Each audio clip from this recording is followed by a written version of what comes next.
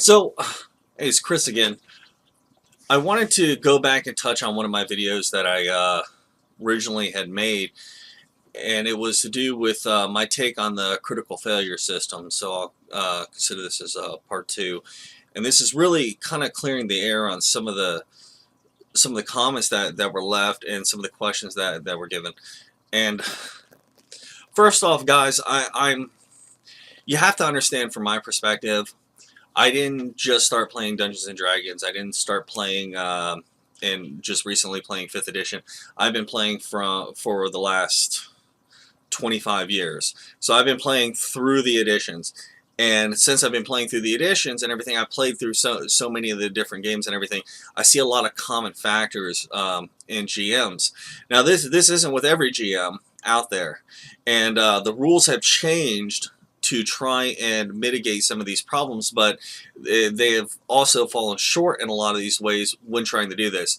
But one of the things is that this is the critical failure system and everything has kind of gone away in the rules, and it's still kind of there, but very mildly at best. Now, the critical failure system from way back when was very prevalent, and so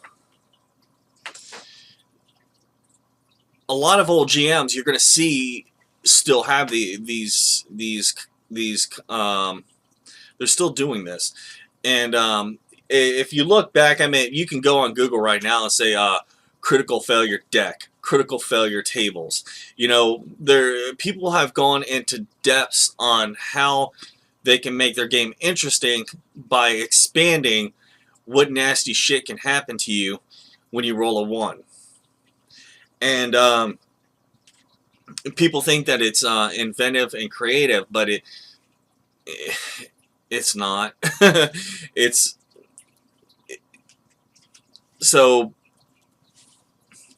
what I'm saying is, yes, the rules don't have it there exactly, but people still use them, and they use them in all different kinds of ways. And some people have mild down versions of it where they only do it where you're doing something that's outside of your depth, or if you're doing something that you're using something that you shouldn't be using, then if you roll a failure, then something crazy happens. But I'm saying that the critical failure system and everything from before, and see, the systems went from like first edition, which was your race and class were one thing. You had a couple abilities, and that was it. And they expanded upon it and went into more detail, and your characters became more complex and more complex with each edition.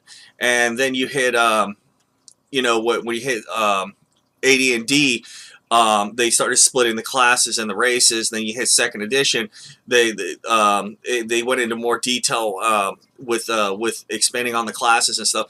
And then when you went to skills and powers and combat and tactics, it afforded you the ability to actually make more options and everything with your guy to begin with.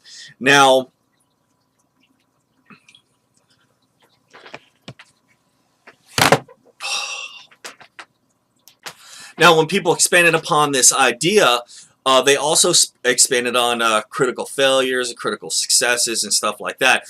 Mostly critical failures. I mean, people love that damn critical failures. And, like I said, you can buy decks on this. You can buy tables. Or you can just download the tables or whatever, and you can look at it. They're galore. There's so many out there and everything for this, the critical failure system, for all these different ways. And for this reason, that's why they did things like, for you to fail on climbing, you have to miss it by 5. If you don't miss it by 5, then you just don't make any progress. Because, they were trying not to completely screw the characters and everything, but one was still a failure and you fell. You know what I mean? So you're like, okay, I'm climbing this ladder, and I have a climb skill of 20, and I rolled a 1. You know what I mean? That's still a failure. I think in this system that affords them, since it still would have passed within the 5 margin. But then they used to have the negative 10 margin. If you hit a 1, it counted as a negative 10. So you would have been screwed. But with the newer edition, I don't think that they count as a negative 10. But another thing I wanted to go into was one of the things I'm pretty sure people were thinking was the compounding of the skills. So, like when I was sitting there saying make multiple, rolls for the sneak attack, and this is really prevalent now. This is actually more of a pain in the ass than it ever was before, I think. Well, I guess the move silently hide in shadows stuff was kind of a pain in the ass. But like you would nowadays, somebody might say that, okay, we have to move silently behind the guard, and then you would have to, you would use stealth or whatever and get behind the guard, and then you would pick his pocket with sleight of hands to get the keys, and then you would have to stealth away from him, and then you would have to, pick the locker, hand the keys through the thing, and you'd have to do some stealth move there or whatever. And before you know it, there's some situations where you could have to roll 5 rolls. And I'm telling you, if I don't care if your character's level 17, if you're rolling 5 rolls, you're gonna fail. It's gonna happen. How the hell are you not gonna fail? If you're making 17 rolls or 5 rolls to try and pass a thing that's dependent on a die that has in 5% increments, starting from failure to success, you're going to fail. So when I'm saying this is I'm saying keep it in mind, and all this stuff I'm talking to GMs, game masters, and especially the old school thinking game masters, and some of the new ones that have learned some of the things on the old school game masters. A lot of things you want to think about when you play in a game, how that makes you feel when this stuff happens to you. But again, this is really for a certain play style. I played in a lot of games where it wasn't serious.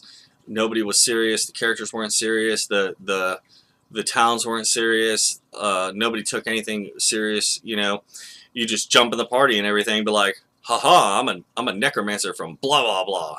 I'm raising dead and everything, and I'm fighting alongside this paladin, and we're gonna go kill some stuff. And the paladin, occasionally look over and be like, I don't like you, you dirty necromancer. And be like, I don't like you, you clean paladin.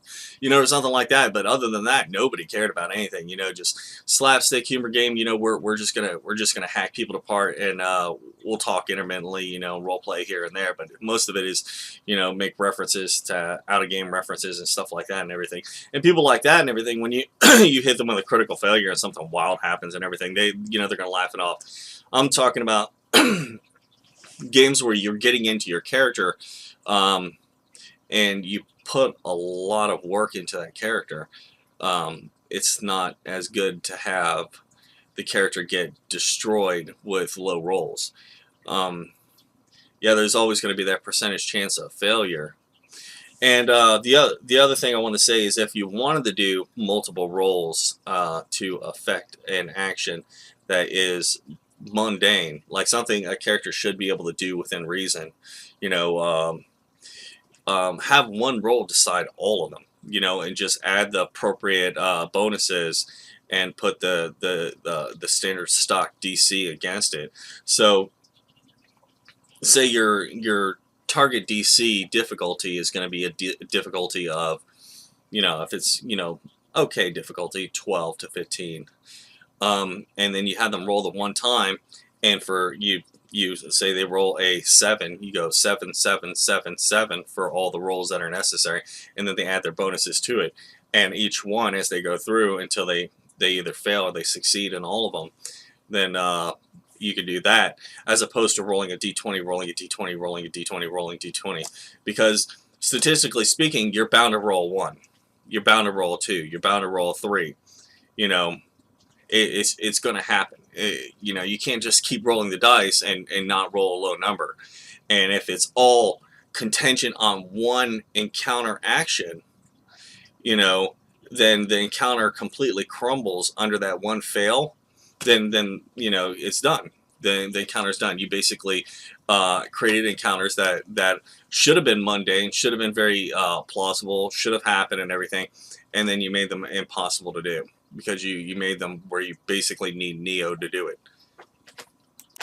And you know, there was something else I was talking about was you know, skewing your adventures to your party.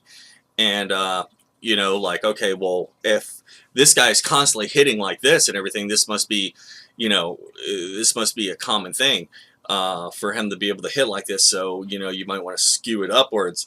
Well, the problem with that is you take a character that min-max himself, a player that min-maxed their character and highly specialized in this one area, it can be it can be misleading and making you think that everybody is that good in that area when they're really not. And when you curve it to that one character, you basically put everybody at a negative that isn't that character. So one of the things that I would suggest is if you're going to skew your games and everything to the actual players, skew it to your lowest player that has a common skill a skill ability. So what I mean to say is if you're going to curve combat, like you know, the AC of the enemy that you're hitting versus the amount of hit points they have versus how many hits that they can take, what you're going to want to do is you're going to want to curve the AC to the actual the range of the possibility of the player that has the combat ability.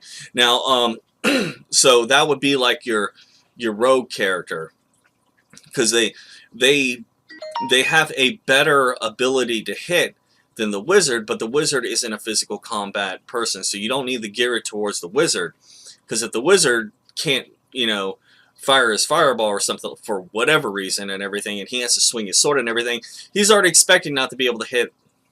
Now the rogue should, you know, especially once you're getting up higher levels, you're going to want to raise that margin to at least 50%. And so the way you do that is say, okay, I have my lowest common character and the denominator is, you know, I'm gonna have my highest, my warrior may have a plus, you know, 9 to hit, and my rogue has a plus 4 to hit.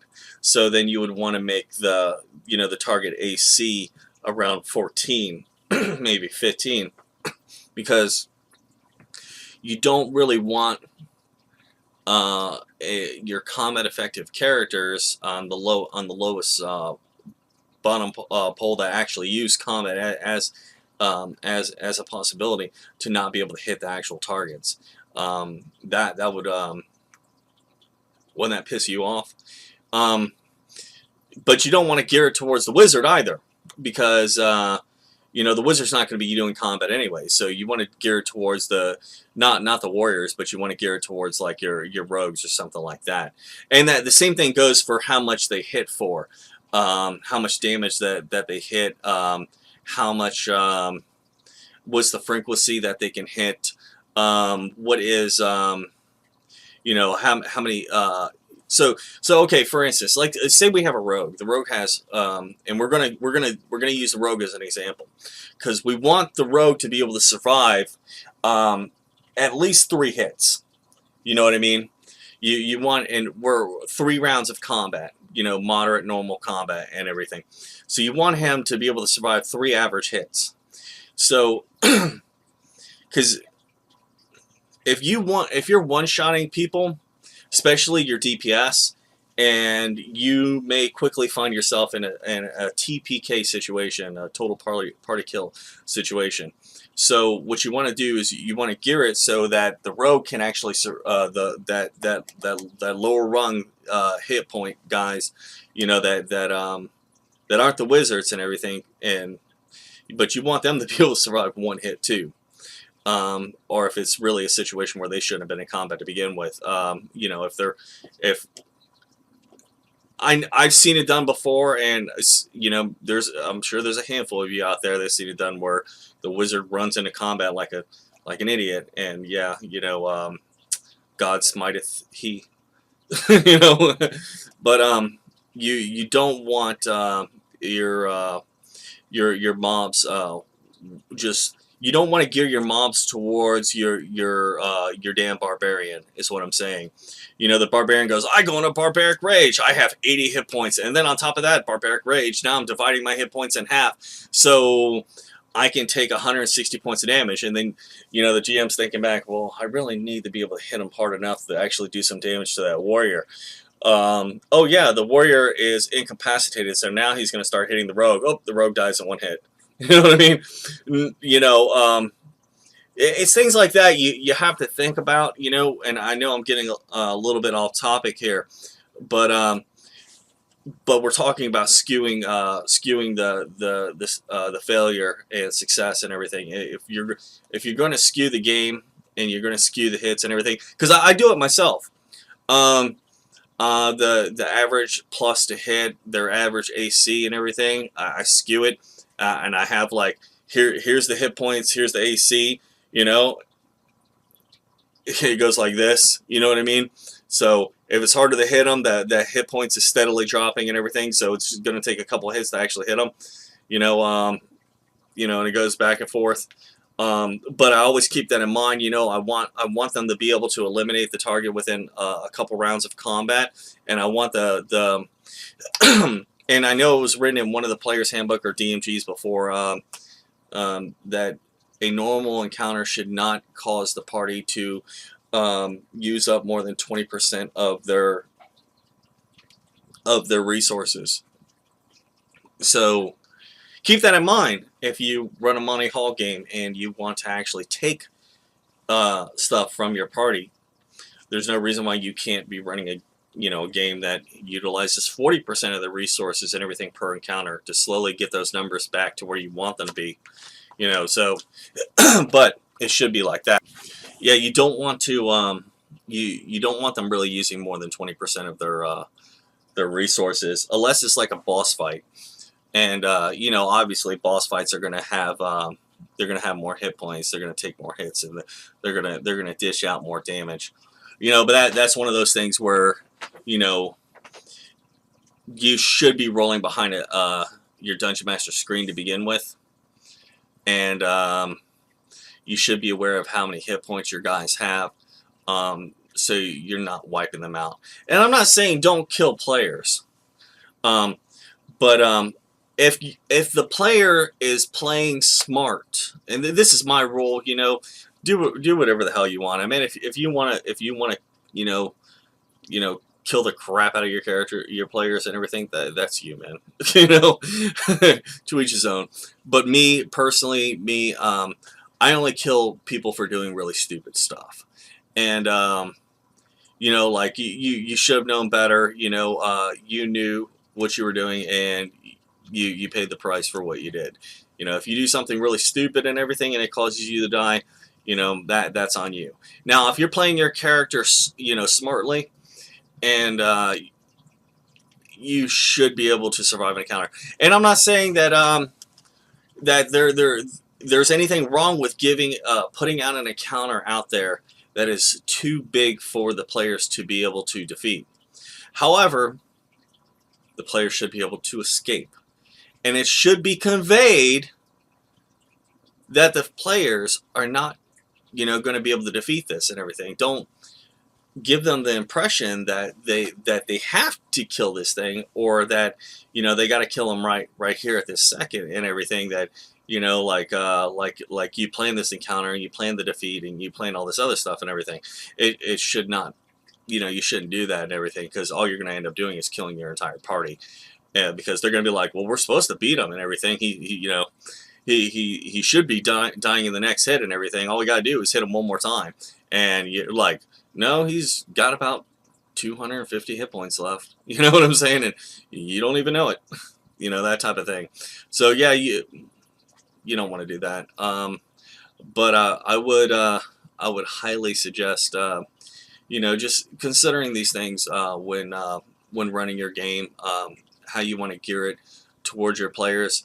And like I said, one of the things that I do is I rotate through systems, through episodes. I consider it episodes where, you know, one episode, one session may be real easy. One episode may be horror. One episode may be real difficult, and so you can raise those levels up a little bit higher to make it, you know, to just you when you're adding a difficulty factor, you want to make it a little bit harder to hit and then have a little bit more hit points. But that's not your method that you want to actually to radiate that I'm making this more difficult. You want it to actually be something intrinsic of what you're doing. So like I would add like you know, like variables that were never added before, like you know, this dirty bastard is poisoning and you guys are losing constitution and you're, you know, this other crazy stuff is happening, you know, or in a horror factor, you know, like a lot of my horror games and everything, you know, just deal with, you know, a lot of outside of abilities and everything that just really screw the players and everything. Although the mobs aren't necessarily very difficult and everything, just the things that they do is really hard to maneuver around to be able to do something about it. You know, the moment you have something that's firing from a hole that you can't run up there and hit them, like that's one of the things that get players do all the time, and it's like, dear God, you guys never consider this. That so many people do not make ranged characters. I mean, if you do not take range into consideration, your character is going to die a cruel, horrific death. And if not, your GM is being really sweet and kind to you, because it's very easy to create a hole in the wall, have them shoot out of it, and you know they're right up on the hole, so they don't suffer any negatives to shoot at you. But lo and behold, you have like a 50% miss chance on top of your success of hitting. You know what I mean? Like, oh, look, you hit. Now roll the 50% to see if it hit the wall instead. You know what I mean? And he's just plucking away at you. You know, there's several holes. They're dirty little goblins. They're shooting arrows. That's one of the things that goes back to Dragon Mountain, the kobolds from hell.